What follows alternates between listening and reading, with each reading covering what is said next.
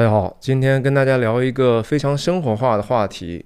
是跟戒烟有关系的。这个话题我在不知道多久以前就曾经在频道里头跟大家预告过，说我总有一天希望能分享这个话题。其实我也不是说拖了这么久，好像又想明白多了什么，没有哈，只是有一个观众留言说想听这个，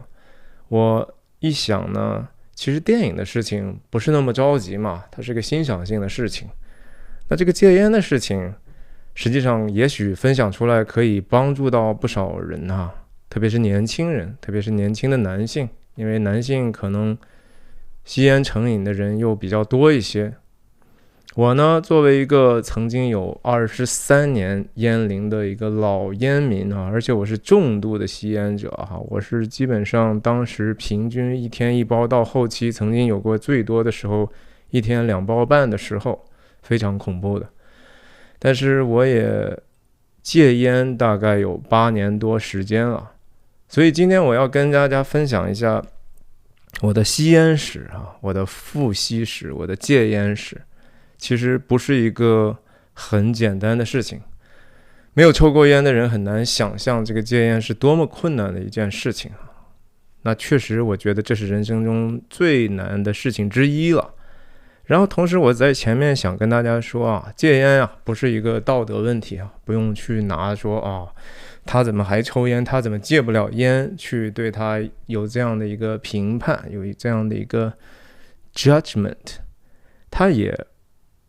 不是一个好像能通过简单的意志、什么决心，简简单单就能戒掉的一个事情。但是深层次呢，它跟我们的人的一些认知是有关系的啊。我真的认为说，帮助我戒烟的不是什么方法，不是什么我自己有多么坚强的意志，我是一个其实意志蛮软弱的人。但是我觉得最终让我戒烟成功的是认知上的转变，所以我今天可能更多的想跟大家分享一些在那个最终极的上面的大是大非的问题哈，它仍然是一个是或者非，好或不好的一个选择，但是这个是超越我们简简单单的一个道德和意志的问题的。那同时我也想表明我的态度哈，我是不是来批评任何人的，我只是分享我自己的一个看法，我的经历。那我是真的是想来帮忙的，不是想给大家添堵的啊。然后我的认知不对的地方呢，和您不一样的地方呢，也请您宽容吧。跟大家自我介绍一下，我叫徐亮，我人在美国加州旧金山湾区，和大家通过一般来讲是通过电影和泛文化的话题来探究人生意义，探究我们内心和这个世界真相的这样的一个视频播客。但是其实吸烟这个事情呢，也不简简单单只是一个好像表面化的生活的习惯的问题，它还是跟我们深深的这个世界和我们内心真相是有关系的。因为总体来讲呢，吸烟基本上是人为了对抗我们的苦难的一种逃避的方法啊，确实是，无论如何你愿意不承认也好，还是承认也好，我认为跟我们实际上要面临的苦难和我们内心的挣扎是有极大的关系的。那同时也不是说这个事情完完全全是外部环境，是这个世界的问题，也有我们自己的问题，也就是我经常说的我们这个人的本身的罪性的问题，我们这个 sinful nature， 我们有罪的这样的一个本质的问题。所以为了跟大家更好的能够打开这个话题呢，其实我觉得还是我们从电影开始聊一聊好吧。我相信我的电影里头跟大家分享过的几个非常重头的电影，我是非常详细的在解读的。比如说科恩兄弟的《冰雪暴》也是一部黑色影片，里面有几个特别爱抽烟的人，对不对？大家想一想是谁。那也有低俗小说里头，想一想我最近还在分享的，是不是也有几位在抽烟呢？它其实包括我讲过的《指环王》里头，对不对？《指环王》里头吸烟可能相对是一个比较正面的一个形象。那我们人为什么要抽烟呢？很多的时候，更多的时候，我认为是一个比较负面的追求哈。我们追求的是一个接近于黑色的浪漫，就是说这个东西看起来还挺有吸引力的，而且尝起来还能给我们带来快感。然后同时我们又觉得这东西实际上是不对的。然后我们其实能够认识到这个问题的时候呢，已经就没有办法很容易的摆脱这样的一个问题了。它也是我们人去以自我为中心展开生活的一种最终的结果。它其实我们想通过这样的一个简单的唾手可得的一种方式呢，掩盖我们深层次的很多的问题。好，我们就聊聊电影哈。电影里头，比如说这个剧照，大家一看熟悉的就知道哈，这中间叼着这个烟，上半身也非常的健美性感的帅哥啊，布拉德皮特，这是大卫芬奇的斗阵俱乐部，或者叫搏击俱乐部 Fight Club。在这样的一个形象里头，吸烟确实是就像历届的很多帅哥，小李也好，詹姆斯迪恩也好，甚至说香港的谢霆锋什么的，对吧？都是一种反叛，或者是说我也不需要服从啊，我讨厌服从这个世界，因为这个世界邪恶呀，我看不上，他们不是很酷，我要用某种的和大家不一样的行为来表现我不认可这个世界和这个环境，我是独特的啊。那这一张剧照是比较老的一个电影啊，是卡萨布兰卡的，当然也是其实非常值得反复观看、值得解读的一个电影。我并没有把它列在我最近那个21部影片里头，但是其实我也有一天如果有时间的话，也会聊聊这个电影。这是一个其实层次很丰富的一个经典影片。在这里面，亨弗莱·包嘉所演的这个北非卡萨布兰卡的酒馆老板啊，苟活于乱世是吧？耕工于北非，然后他有一天，昔日的恋人就走进了他的这样的一个酒馆嘛，所以他晚上的时候一个人和他的这个合作者啊，一个黑人，非常痛苦的喝醉了，然后他一边抽着烟，他说：“哎，这个世界这么大啊，然后他偏偏这个脚就踏入了我这么一个酒馆啊，所以香烟很多时候也是一种忧伤、悲伤、压力是吧？焦虑，甚至抑郁的一种象征哈。在电影里头，特别是电影，因为本身运用很多影像化的这种符号或者象征的意义。”那当然也是人用于表达角色情绪的一个重要的工具。同时在影像上，我上次讲到低俗小说的一段也说到光影的变化，这种忽明忽灭，这种缥缈虚无，这种一会儿看到一会儿又消失的这样的一种东西，是也能代表时间的这种流逝哈。很多这个世界看起来不太有意义的虚无主义的一种感受。那当然香烟也可以带来一种给人的优雅的有品味，甚至说愿意去品味人生的这样一种态度，对吧？蒂凡尼的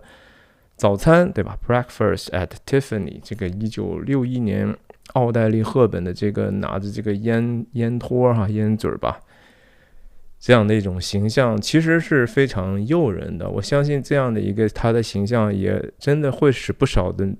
当时甚至后世的女性掉入这样的一个陷阱。那更有名的，我们最近在聊的昆汀塔伦蒂诺的低俗小说里头 Mia Wallace 这个角色，伍玛瑟曼表演的，她在餐桌上和 Vincent那种他拿烟那种方式本身就非常的独特，对吧？我还特意解读过他那个说你就是过来陪我的，对吧？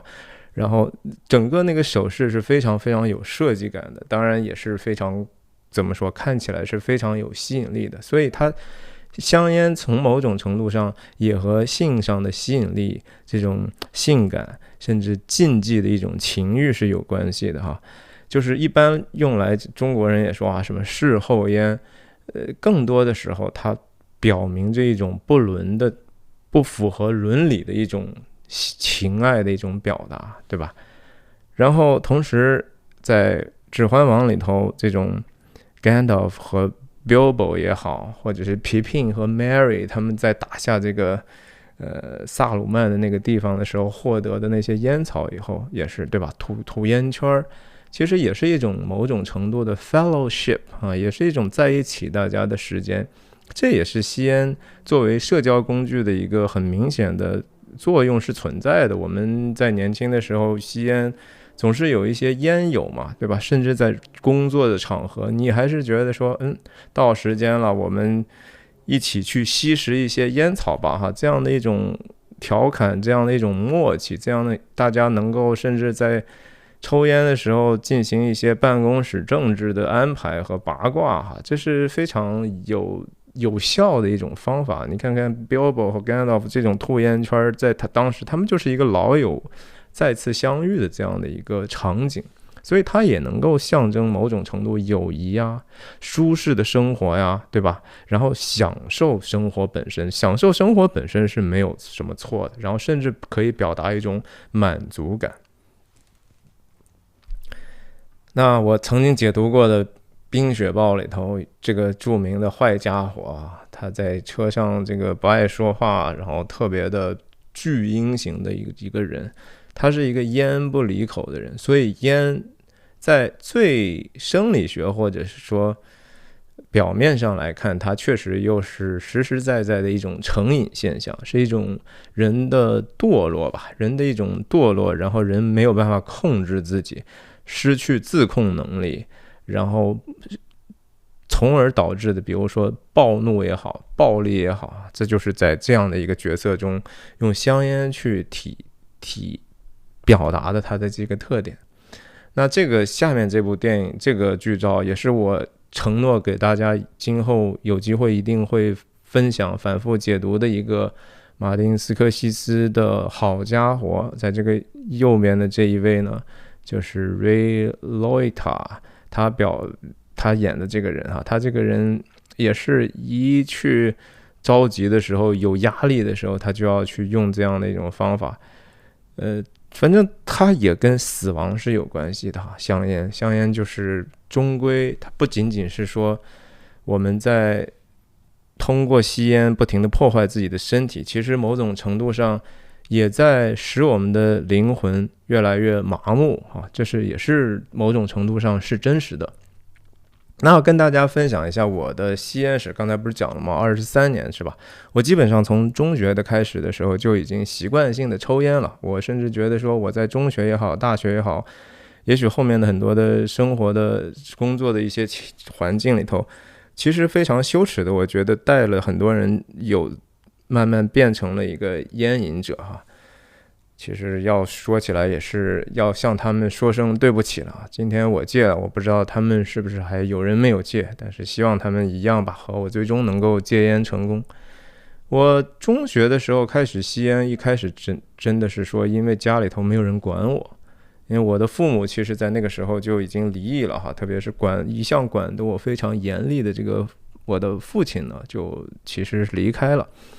那家里头我就成了那个小暴君、小霸王了。我基本上我妈真的是管不了我，所以我就是非常的任性吧。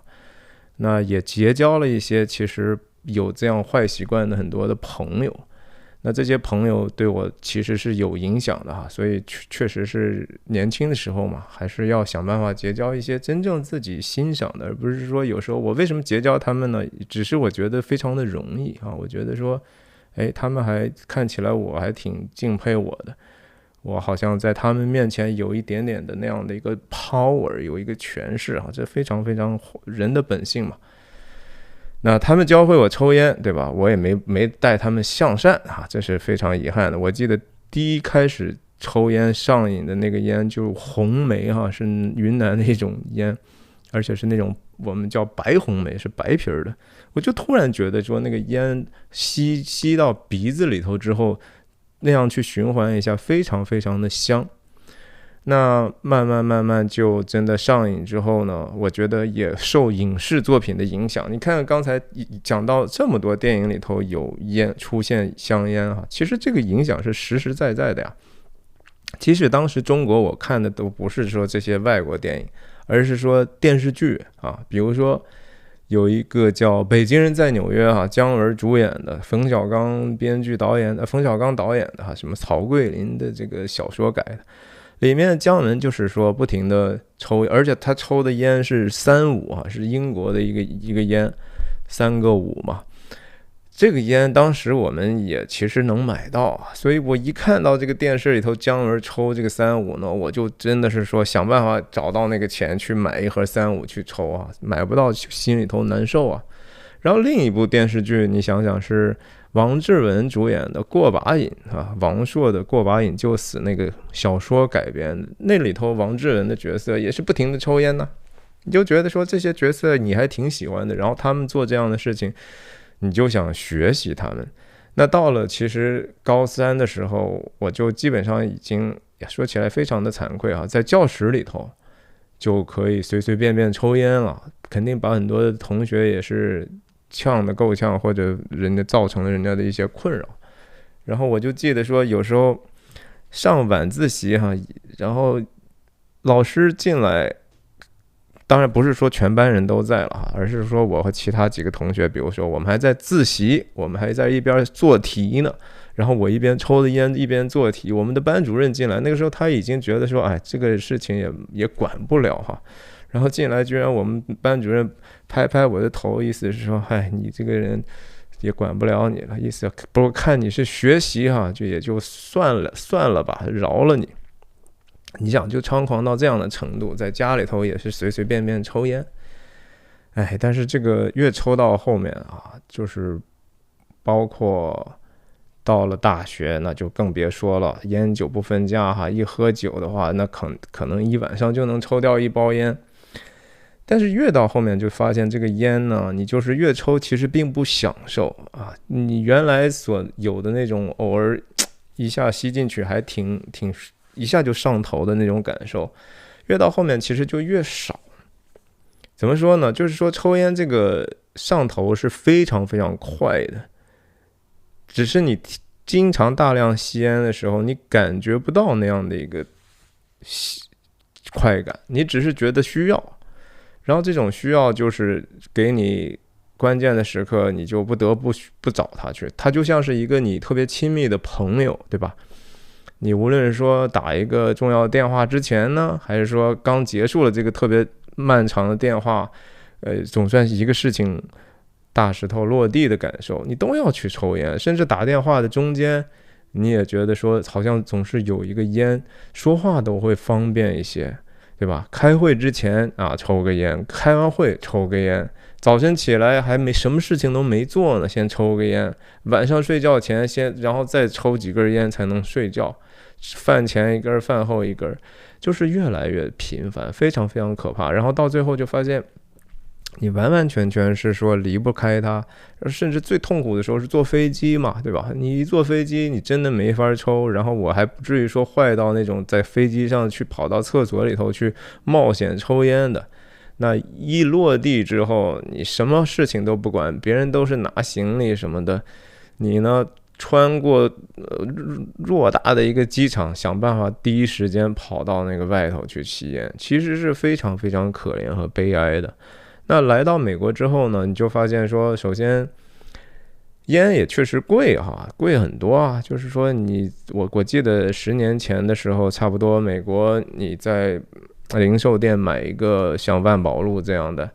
它就是差不多要$7的样子。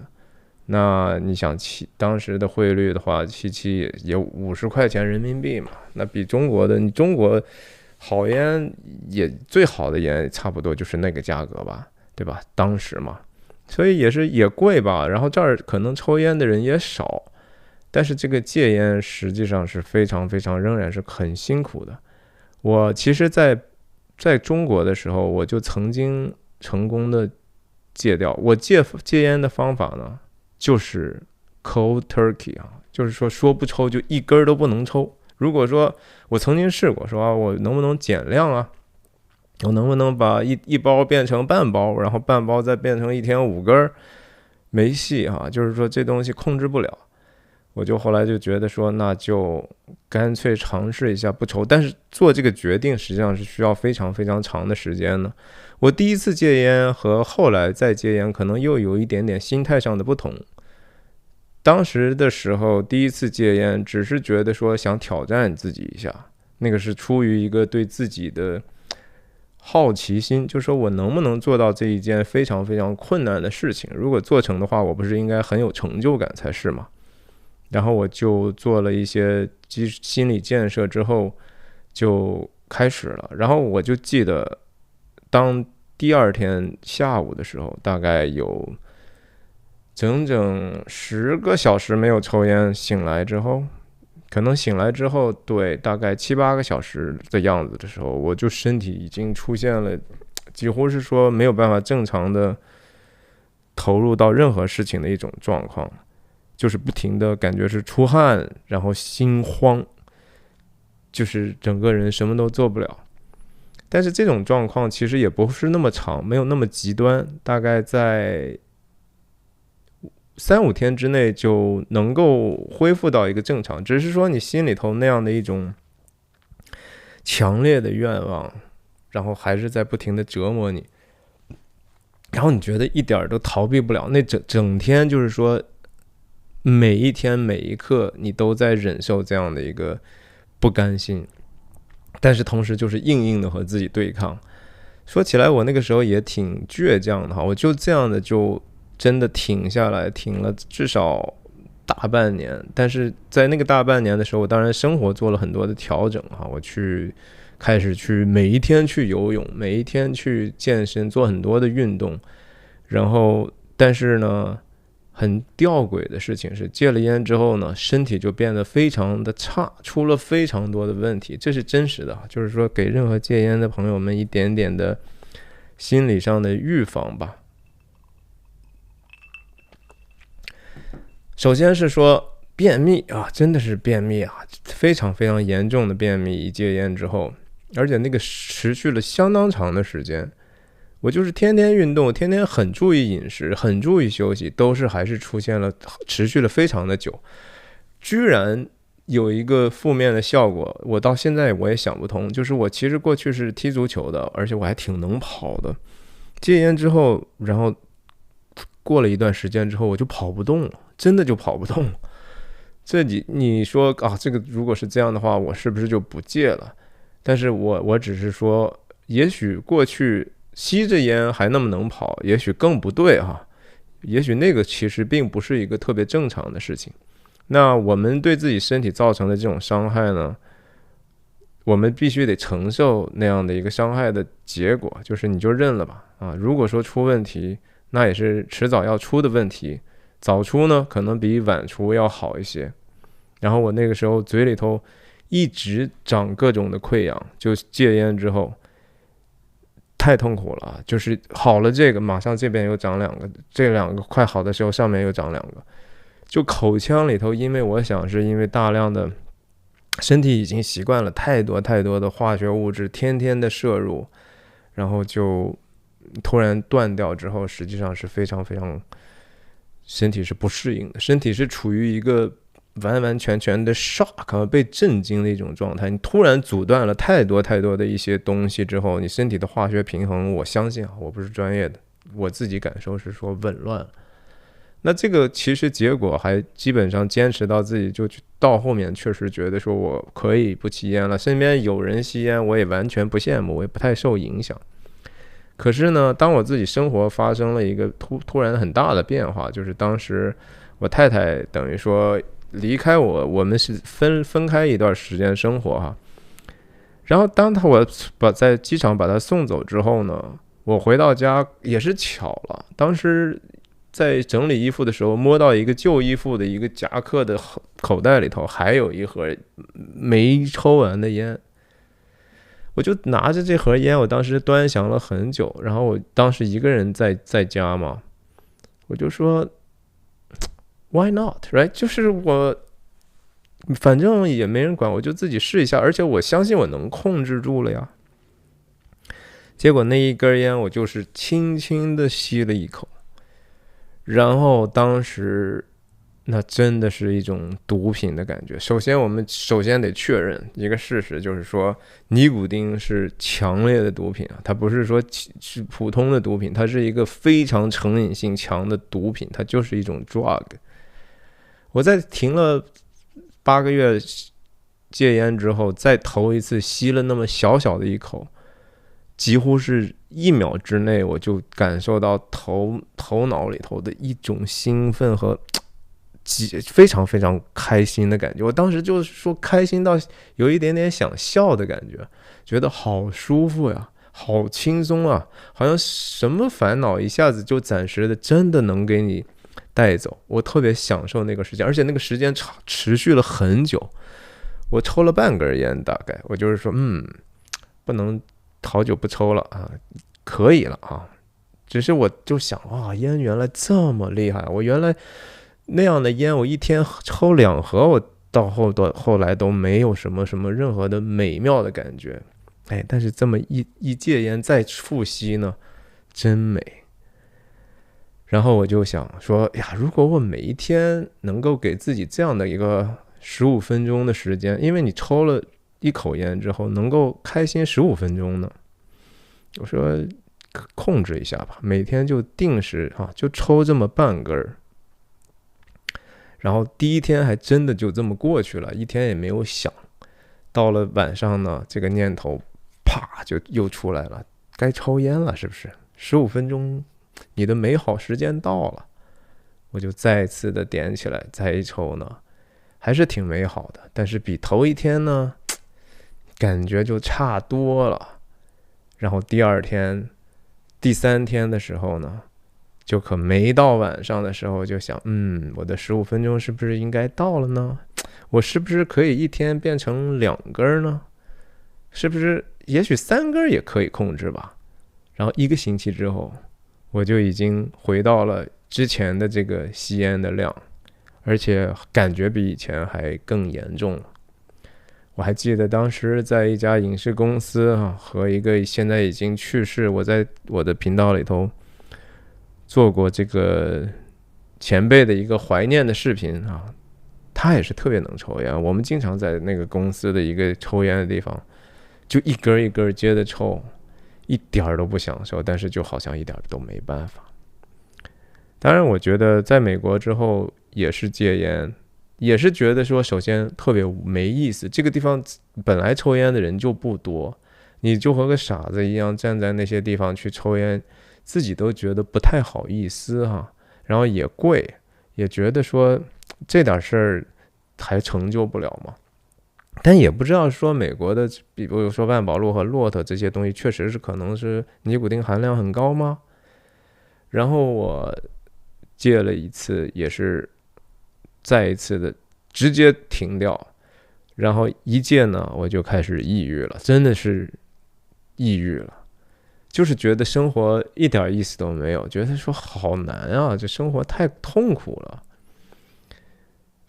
持续了4、5个月，我都觉得说太痛苦了，这个事情我就那么硬扛着呀，我扛了那么长时间，我仍然觉得说我好像一下就快乐不起来了。然后甚至说到有一天的时候呢，我就突然有第一次的这个 panic attack， 我不知道你们有没有经历过惊恐发作。我突然之间觉得失去了控制，我就完完全全我觉得自己心脏病发药，快要死了。我就直接躺倒，我就说我觉得我心脏出问题了，是一种巨大的恐慌加上失控。我觉得还是跟这个戒烟是有直接关系的然后当时我的家人就打911然后来了这个救护车，然后急救的这种人也来了，然后人家给我量这个血压啦、心脏心跳说没事儿他心脏没事儿，这可能是惊恐发作。哎，我这才经历过一次，然后大概过了1个小时之后慢慢恢复正常，然后再去查什么是惊恐发作我相信这个事情是那个戒烟所触发的。所以说戒烟实际上是一个不只是一个心理的问题，而是实实在在的一个生理上的一个冲击。所以我不是说我是当时真的也是自己挺猛啊，然后也比较不知道其他的方法。其实后来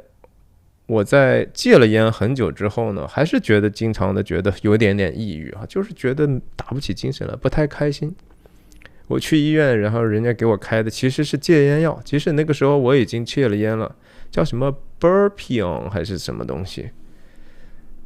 我不知道有没有什么用，反正医生让我吃，我吃也没什么太大的感受，好像第一天吃了之后感觉有一点点感受，但是那个是一个戒烟的药。我相信如果说有这样的一些已经经过大量临床测试也还比较安全的东西，可以试一下，然后甚至说用一些尼古丁取代剂先去缓和的一下，也许不是一个坏的选择啊。我不鼓励大家去像我这样的，当时2次直接冷火鸡疗法啊，就是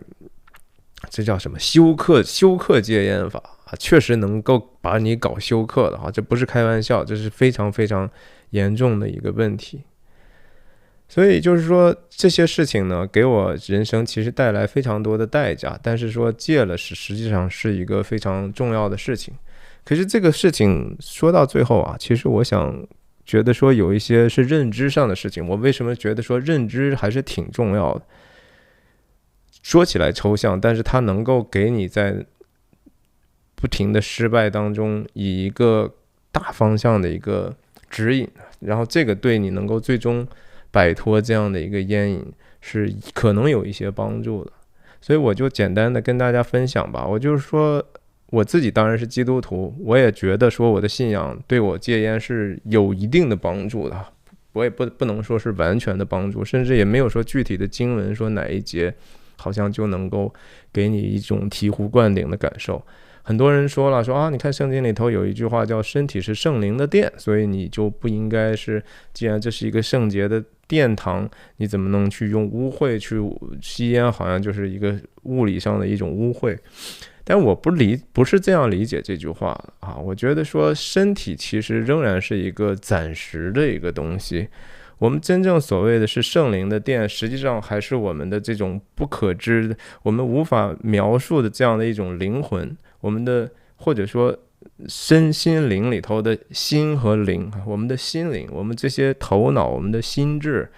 其实主要就是说我们的灵魂不应该因为抽烟这样它所反映出来我们自己人的这种私欲，对一些东西错误的追求和对我们自由的一种滥用，那个是我觉得亵渎圣灵的殿的意思。也就是说，其实身体上的事情还是其次的，关键是说我们应该用什么样的态度追求什么样的目标，这是非常非常的终极，但是同时它能够反过来影响我们很多选择的地方。我是个人认为吸烟实际上是刚才也说了，我们对抗这个苦难世界的一种方式哈。我们真的是要去，有时候痛苦太难以去管理了，我们对人的失望，我们有时候为什么吵完架之后啊，大家是消气哈，发个烟之后你抽，然后郁闷的时候你一个人闷闷的在那儿抽烟嘛，对不对？然后开心的时候也是要用这个提高自己的这种快感来去庆祝，但是实际上我们这个抽烟不能够解决我们的苦难，一点用都没有。我们的实际上深层次的问题是我们自己，而不是这个世界，或者是说这个世界上你解决不了的问题。世界上有一部分的问题，或者我们身边的环境有可能通过自己改变，但是那个也需要你自己有这样真诚和勇敢的一个进步。当你自己能够不停的去变得更加勇敢真诚，然后能够影响别人的时候，你才有可能改变自己身边一点点的环境，甚至改变更大的环境。但是吸烟本身这个行为可能是说对你这样的一种继续往那个真诚勇敢方向的一种阻隔，这个东西它会消解你那样去自我成长的一种力量。那同时我确实觉得吸烟是人自己罪性的一种表达，就说我们其实在追求一个自己都不知道在追求什么的一种贪念，我们在滥用我们本来去造物主给我们的一些自由意志。我不是想跟大家分享大卫芬奇的七宗罪嘛？七宗罪不是就是首要之罪是什么？是骄傲啊！骄傲是重罪之首嘛。然后下来，比如说贪婪，比如说贪吃，比如说愤怒，比如说嫉妒，然后复仇，然后情欲。这7个罪呢，其实说处处基本上也都能体现在我们抽烟的很多的动机里头。比如说我们在生活中遇到不如意的时候，十有八九可能是跟自己的骄傲是有关系的啊。你觉得你自己的对自己的 self importance 啊，你对你自己的重要性和自己的价值呢，做出来一个错误的一个判断。所以当外界有些这样看清你，你觉得被看清了，你觉得被轻视了，被侮辱的时候，有时候不一定是外界的事情，而是说自己 project 自己的形象是错误的。如果你真的觉得说自己的能够很清醒的看待自己的价值、自己的重要性的时候，其实外界是很难伤害你的啊。这就和说，如果你对自己够真诚、够了解的话，没有什么破防的问题。我在做这个视频的时候被骂的时候多了，我没有一次觉得说这个事情困扰到我吃不下饭睡不着觉，我都是说看一看，有时候固然有一些小小的不愉快，但这个事情基本上不会特别影响我。然后我还是反过来看到的说，看看我怎么能够挽回那些其实我觉得特别糊涂愚昧的人啊，我能不能用我尽可能柔和的声音去跟他去交流的。抽烟实际上我们在想办法掩盖的就是说啊，在工作的场合，对吧？为什么你有时候走了，我出去抽根烟去，抽根烟缓一缓啊？抽烟给了你一个在任何社交场合能够随时离开的一个借口，这是一个非常非常可怕的借口，就是你总是觉得说啊，我要出去一下。我要抽根烟去啊，然后你其实有时候是这个社交场合里头的有一些东西你不喜欢，这个不喜欢其实有时候人需要去忍耐，需要去用你自己的智慧去想办法，至少和他和平相处啊。面对自己讨厌的人的时候，你不能说就跑了呀，就离开了呀，你骂他一句或者打他一下走了，这是一个懦弱的表现。那其实贪吃和贪这个烟啊，其实也是一个道理啊，就是一种本来吃饭是一个维持我们自己生命的一个基本的方法，然后它也是能够给我们带来一个基本的食欲的满足的东西。Gluttony 就是说我吃其实就不知道什么时候是个头啊，就是一直吃一直吃。吸烟也是，吸烟就是说我要追求一个快感，我再追求不到，我也是使劲儿试啊。你说那贪吃的人，他吃到后面还有快感吗？没有，他只是停不下来，是吧？然后你说懒惰啊，这些复仇啊，其实真的人抽烟，慢慢的你就变成了一种把自己的罪性呢去掩盖起来，去暂时对付他的一种手段。不是道德问题，这是一个属灵问题，这是一个灵魂的问题。那同时，吸烟实际上我们本来觉得说这是我们的自由，就像我年轻的时候，我真的觉得说我通过吸烟也得到了很多虚妄的东西啊。其实想一想没什么好处，但是它实实在在能够得到的，比如说。我还真的觉得说自己抽烟的时候就比我们同辈那些人酷呢，因为我敢这么做。我还真的觉得可能有一些异性还真的就因为你的这点其实虚假的一些所谓的酷和气质被吸引到人家一点点，也许吧。可是那个东西对自己一点好处都没有。我们本来以为自己是有自由的，结果呢，在做这个事情上呢，慢慢的失去了自由。我们最后成为那个香烟和那个成瘾，是尼古丁的一个奴仆啊，我们是被他奴役的。到了时候，你就和三孙子一样，不得不出去了。然后你的自由在哪里呢？其实当时我第一次去教会的时候，就因为自己满身都是烟味嘛，那上面讲的那个老师呢，他就闻到了哈，一个老太太当时就跟我说一句说，你看呀，我就有抽烟的自由，你就没有不抽烟的自由。我说是，您说的是对的，这句话我是服气的呀，我真的是没有不抽烟的自由。所以我们其实戒烟主要是为了得到更多的自由。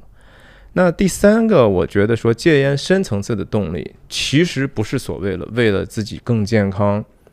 因为你为了自己更健康的话，这个事情不稳定。因为我刚才讲了，戒烟有可能让你身体更不健康，或者至少表面看起来不健康，你可能会有很多很多难受的新的一些反应出来。然后其次呢，我们人生的健康总是说到了一定年龄之后，它就只能是往下走的啊。那你也想了说，反正我左右是个死嘛，我为什么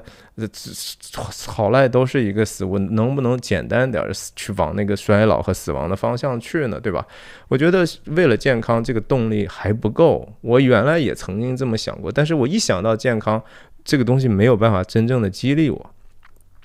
你说为了省那点钱吗？它香烟也不会贵到影响你什么，你省下来你也不会变得一下发家了，对不对？金钱也不可能是一个真正深层次的动力。你说相貌那更别说了，是你戒烟之后肯定慢慢皮肤会变好的，这是绝对的。但是你长相也不是说你那个皮肤好就能够决定的，是吧？真正我觉得说一个持久的一个动力，是我们对自己生命成长的一种愿望，这是一种有意志的、更有勇气的一个选择，就是我们真的想让自己的生命有所成长，而且是说这个生命的成长是一个带着永恒盼望的一种生命的成长。如果只是说啊，我活上80岁，反正死了，你成长你也是觉得其实缺乏动力啊。一转眼就老了，我何必变成了一个好人呢？对不对？如果这个事情没有往后再有什么 afterlife， 没有什么后果的话，我为什么要去努力去当一个好人呢？我为什么要去努力的成长呢？因为我们的盼望本来就不在这个世界，本来就不在地上，这是非常非常重要的一个认知上的一个转变。我觉得不戒烟从某种程度上就是拒绝成长的一种选择啊，这是一种其实你自己给自己设下来的一个信念，就是说其实人不需要去毕生的努力成长，那个事情本来是没有什么意义的，所以那是一个非常虚无的一种人生观念，对吧？我干嘛要去跟自己较这个劲？变好了又怎样？对吧？那其实就是说我们已经不太在意所谓的真善美的那样的一个维度了。所以这不是一个道德问题啊，我没有说这个东西说你不这么选择是不道德，而是这是一个属灵的一种选择。就像说我们谈论 Peter Pan 彼得潘的那个故事，我们不能说彼得潘是一个不道德的角色，但是他是一个拒绝成长的角色，他是一个永永远远我就是一个小男孩，我就是需要无忧无虑的，然后我想办法尽可能留在这个年龄。你知道很多的这种同巨星就是说甚至年轻的偶像的明星，他们特别到27岁28岁的时候是一个非常非常危险的时刻，因为他们明显的感觉到自己原来吃饭那个东西可能已经慢慢的正在失去，但是他们拒绝心里头的成长，他们还想按照过去那样的方式去被人去了解认知和自己就是那样的去生活，然后这个事情就会深深的狠狠的把它撕裂。有特别多的那种偶像的年轻人都是在那个时候死的。我们虽然普通的人没有他们那样的光荣荣耀那种虚华的成功，但是其实很多的时候你在那个年龄也会发生一定的危机呢，也就是30岁左右的时候。所谓30而立这是有一定的道理的，必须得去成长这个成长呢必须得有一个更加稳定的一个锚定的一个点，那就是其实是我们要有这样的永恒的观念。无论你怎样看待永恒，是说什么永生你觉得不可以相信的话，那有没有永恒的价值呢？你能不能在这个世界上再贡献一点点，使得这个世界稍微更好一点？你能不能让你所做的事情的那个美善在世界多一点点影响，以至于这个世界不会更糟糕的下去呢？这是对永恒，其实我们都可以有不同的理解，但是永恒的这个观念是说，就像圣经传道书所说的哈，神造万物各按其时成为美好，又将永恒放在人的心里，然而神的作为从始至终人无法参透，这个事情是真实的。然后我觉得吸烟戒烟，或者说吸烟实际上真的我们生活中的任何的问题，它都没有办法提供一个解决的办法，它只能去掩盖和拖延你自己本身的一个问题。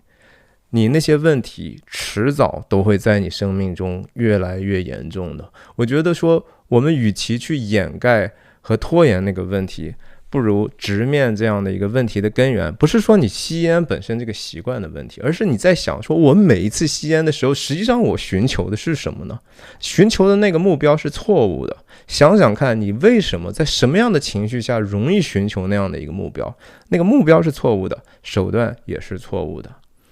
那我们终究其实就是说，戒烟是不是一个可以炫耀，也没什么了不起的一个屁大点的事儿。我们只不过是为了让自己更加的勇敢，更加的真诚，更加的敢于直面自己内心灵魂里头的幽暗。然后同时我觉得说，人不要太看高自己。戒烟你基本上注定你一定会失败的，至少失败过几次吧。这是要允许自己失败。我们人的这种变化，你不可能说啊，我的问题是不是能够通过戒了烟之后，我的生命的问题就又全部都解决？那也是一种虚妄的念头。人最难解决的是自己的问题。戒烟只是说在你诸多的问题里头可能比较表面化的问题，你也不要指望说啊，戒了烟之后我的好多问题就消失了。戒了烟之后继续去搜神，继续去搜 searching 哈，这是我这个频道为什么叫旭亮搜神记，就是要不停的挖到自己的真相，我内心的真相，世界的真相，我怎么去自洽，我怎么能够还在这样的情况下勇敢真诚的继续往下走嘛。所以允许自己失败哈，我觉得如果说一挑战就成功的话，那也不算是什么挑战，然后给自己这样的机会。但是任何一次失败都不是你最终放弃那个努力的一个借口。也就是说，即使关于信仰的事情，我们今天软弱了，跌倒了，我们觉得说真善美也就那么回事儿吧，我干嘛呢，对吧？我昨天虽然下定决心，我觉得还是应该真诚的勇敢的活着，今天又觉得说，哎呀，其实也没那么多大意思。你失败了，但是你不要觉得说今天有这样的想法是完完全全不可接受，你明天继续努力的说不对，昨天想的还是错的，我仍然觉得大方向是对的，继续勇敢的往下走，对吧？我相信哈，这个真善美的那个存在，那个至真至善至美的那个目标，一定会给你机会的。只要你给自己机会，那个真善美的存在就会给你这样的机会。所以说，耶稣也说过哈，所谓的祈求就得到，寻找就寻见，叩门就给你开门。然后我觉得这个动力虽然说深层的动力来自于我们认知的这种改变，来自于我们对生活的更美好，对自己生命得到更多成长，这是一个实实在在的动力。但是也真的是说，不要说你可以自己一个人完完全全的把这事做到。我在戒烟的时候，我相信还是得到了家人的大力的支持鼓励。每一次我失败的时候，他们也没有给我嘲笑，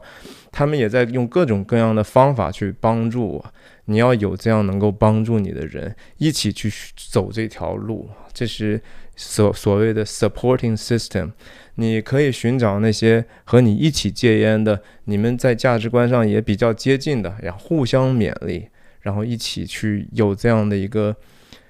非常值得但是非常困难的事情。那我今天的分享就到这里，希望对您有所帮助，再见。